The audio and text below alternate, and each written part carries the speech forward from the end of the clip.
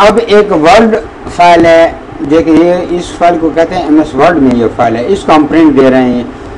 तो इसको आपने डबल क्लिक किया जनाब, ओपन हो गया जनाब। क्या है, आप ये जो बंदा फाइल लेता है वो उसकी अपनी मर्जी जैसे बनाता है। आप कंट्रोल P कर देना है, कंट्रोल P।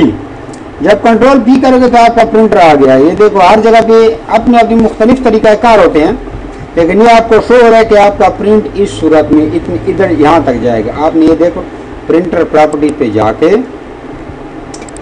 रिस्टोर डिफ़ॉल्ट कर दो और जनाब अमन आप A4 साइज कर दो, प्लेन कर दो, ओके कर दो। ये रंगीन है। अगर आप सादा करने हैं तो एडवांस में क्या नाम है, पेज एडवांस में जाओगे तो इसको ग्रे स्केल कर दो। लेकिन अगर आप रंगीन आम फोटो देने, ये इसकी सेटिंग इसको दो। तो ये प्रिंटर आपका सेलेक्ट है। अगर आप सादा प्रिंटर से देना चाहते हैं, ये ऑप्शन 60 है, आप सादा 6 समथिंग पे दे दो। उसकी भी अपनी सेटिंग है।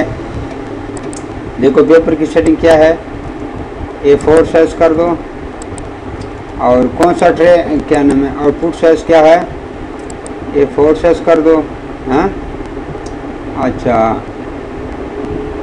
ट्रे कौन सा आपने यूज़ करना है, ट्रे 1 है, ट्रे 2 है, MP ट्रे, ठीक है। जिन्हें प्रिंटर टैब डिफ़ॉल्ट प्रिंटर है, ओके कर दो। ये आपका उस पे चले, लेकिन ये कह रहा है ऑफलाइन है क्योंकि आपका प्रिंटर बंद है।